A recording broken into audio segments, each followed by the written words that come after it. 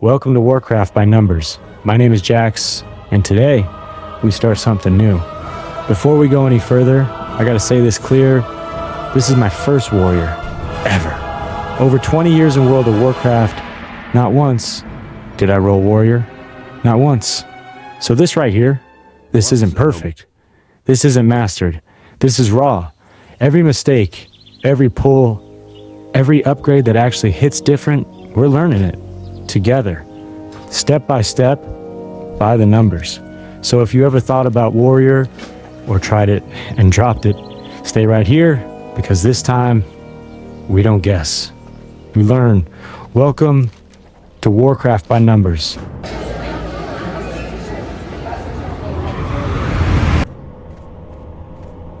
The hunt begins.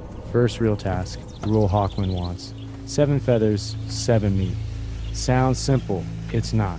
We're weak, we're fresh, we feel everything. Planestriders run, they pull, they punish mistakes, so we slow it down. One pull, one fight, no extras, feather by feather, meat by meat. We build. This isn't just a quest, it's the first test. Let's hunt.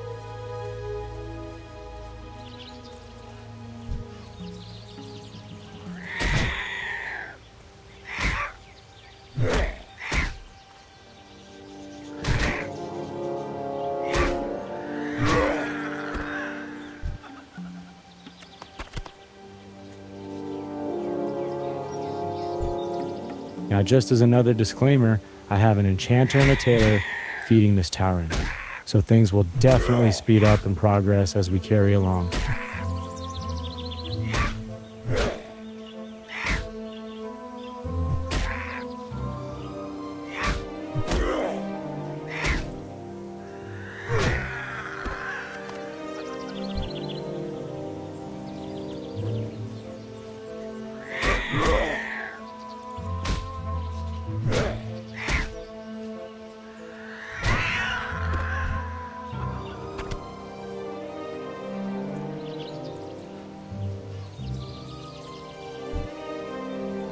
You know, this might be your sign, the warrior class, in real life. You carry weight. And don't say a word. Pressure hits, and you lean in, not back.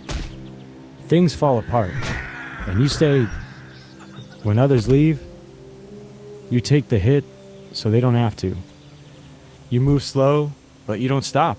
You build, even when it hurts. You don't need fast wins. You need real wins. Earned. Tested, proven. Quitting shows up, but you don't follow it, you stay. So if you've been wondering, this is it. The warrior class in real life is your sign. You're not choosing it, it's choosing you.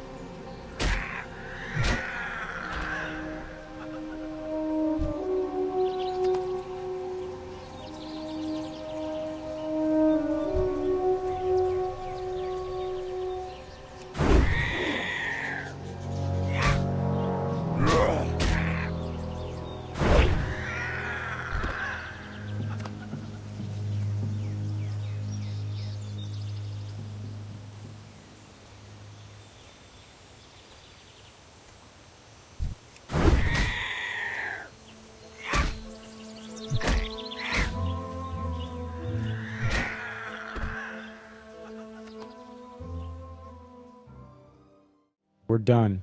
Feathers collected, meat secured, clean work. Now we move. Back to camp. No delays, no detours. We turn it in. We take the reward. We stack the next move, because this never stops. One quest ends, another begins. That's the flow. In, out, repeat. Let's hand it in.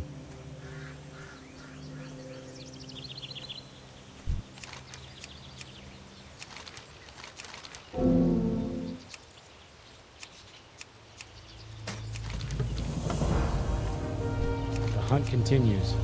We step back into camp, and it's not slowing down. The hunt continues. Bring more, prove your strength.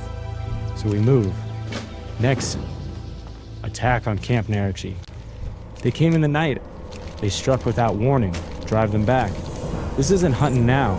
This is defense. We push out. We clear the threat. We protect the camp. Then, a humble task. No glory, no praise, to just work that must be done.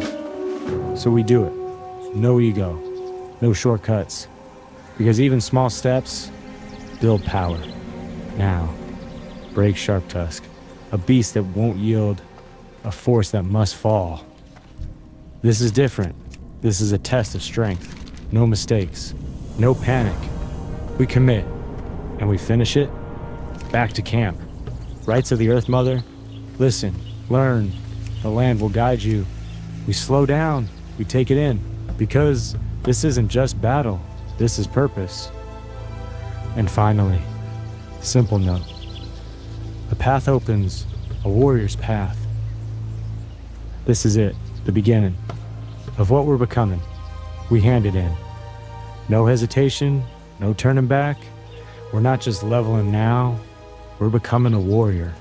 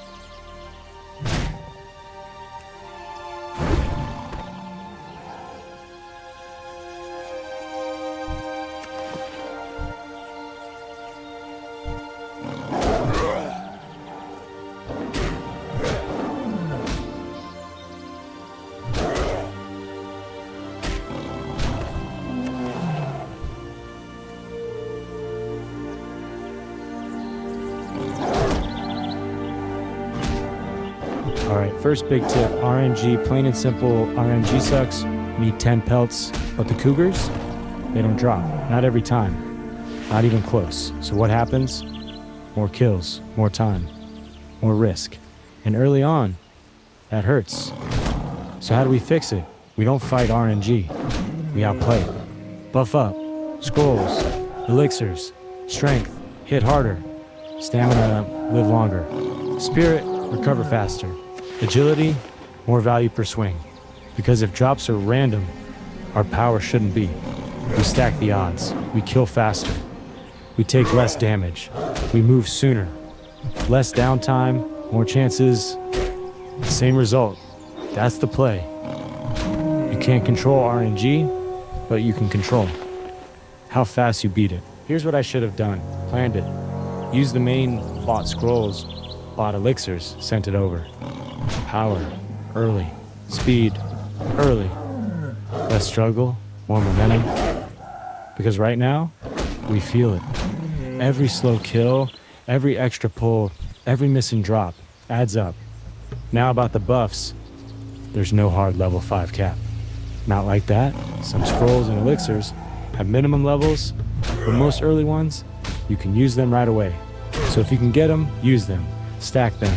Strength, stamina, spirit, agility, all working for you. Because leveling warrior is a grind. But a prepared warrior moves different, so next time, we don't walk in weak. We send power ahead of us, and we level faster.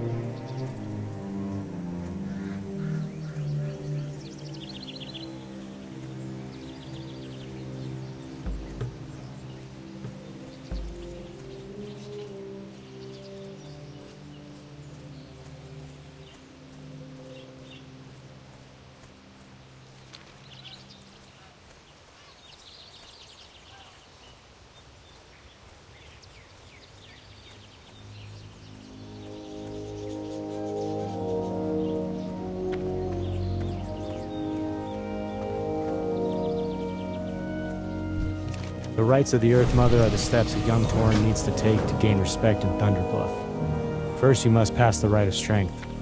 In this test, you must prove bravery by slaying enemies of the tribe. Bristlebacks of Brambleblade Ravine to the east are encroaching on our tribal lands. They ambush our hunting parties and steal from the villages by dark.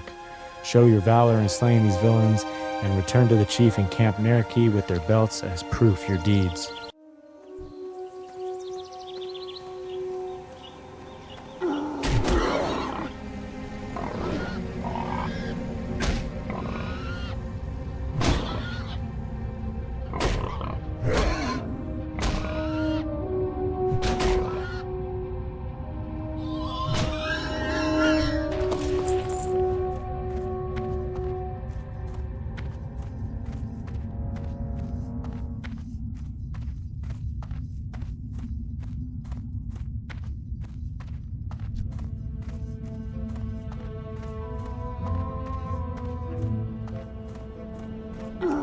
Crusade Ravine, the home to the bristleback quillboars, can be found on the northeastern edge of Red Cloud Mesa. The bristleback leader, Chief Sharptusk Thornmantle, resides in a large tent at the center of the ravine. After the shattering, many bristleback quillboars have moved out of their home to join the efforts of claiming new land from the Tauren in the Thorn Snarl.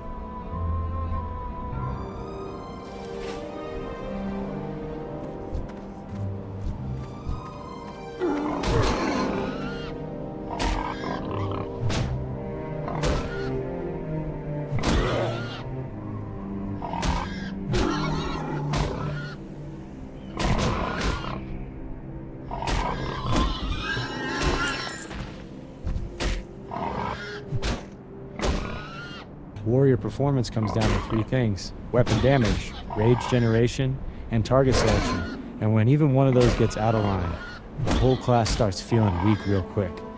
Your weapon sits right at the center of it all, because every bit of rage you build comes straight from the damage you deal. So if your weapon's outdated, your rage drops, your abilities slow down, and your overall performance just falls apart.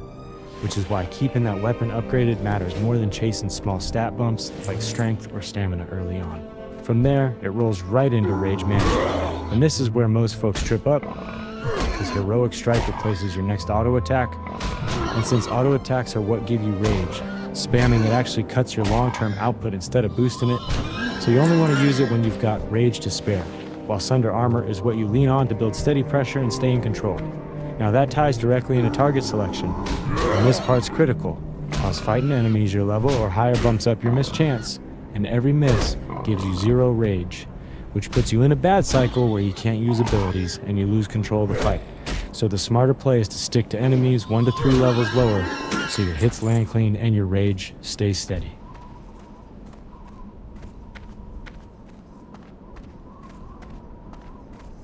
Once you've got that foundation, the next layer is carrying rage between fights, where you finish one target and move straight into the next, while holding on to that leftover rage, letting you start strong instead of building from nothing.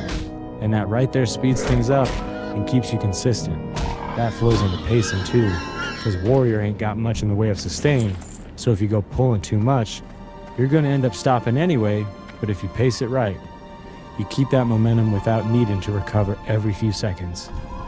Then you've got your mitigation tools, where Demoralizing Shout cuts down incoming damage by lowering enemy attack power when things get heavy, and Hamstring lets you control the fight by slowing enemies so you can step out of range during their swing timer and take less damage overall. When you're dealing with more than one enemy, you can't just tunnel one and hope for the best.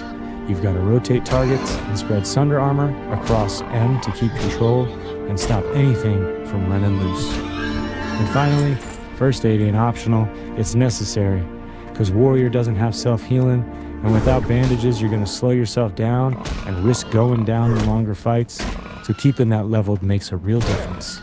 When you line all this up, keeping your weapon current, managing your rage right, picking the right targets, carrying rage between fights, setting a steady pace, using your mitigation tools, rotating targets, and keeping first aid ready, the Warrior stops feeling rough and starts running smooth, and that's when the class finally works the way it was meant to.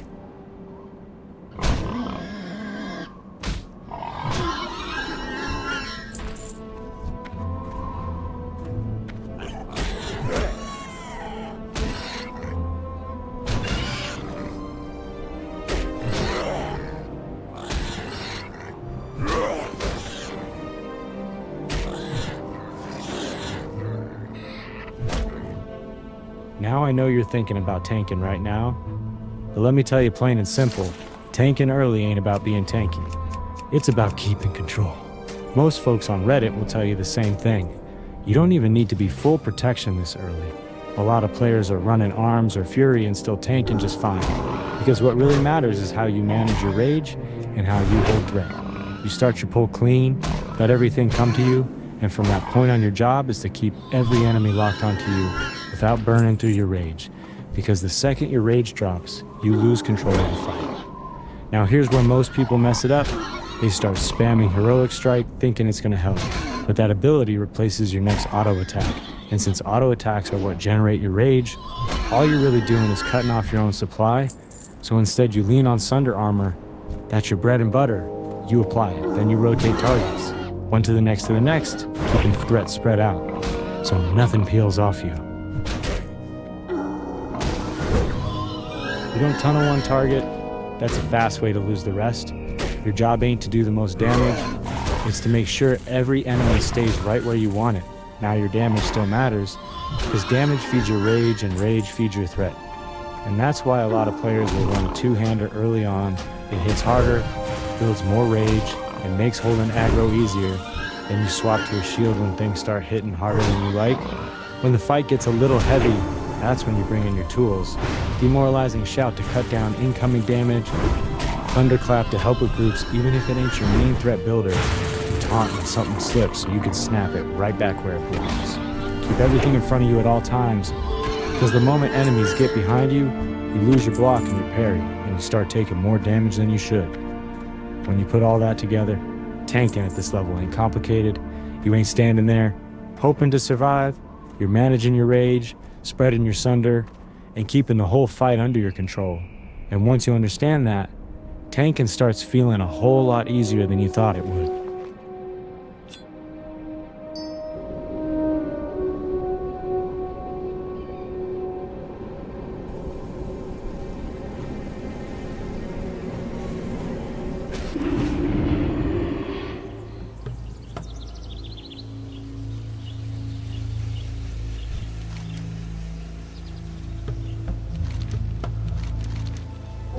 Hawkwind says the Tauren of Narache, thank you for these provisions. Baby Tauren, with your skill in the ways of the hunt, you will surely be revered in Thunderbluff someday. The battle boars of Brambleblade Ravine to the east are encroaching on our tribal hunting grounds. They are trained to be malicious by the bristleback quillboars, with whom we are at war. Go and slay the vile creatures and bring back some snouts and flanks so that we can make stew for our young. Gruul Hawkwind as Camp Narache wants you to kill battle boars and bring back 8 battle boar snouts and 8 battle boar flanks.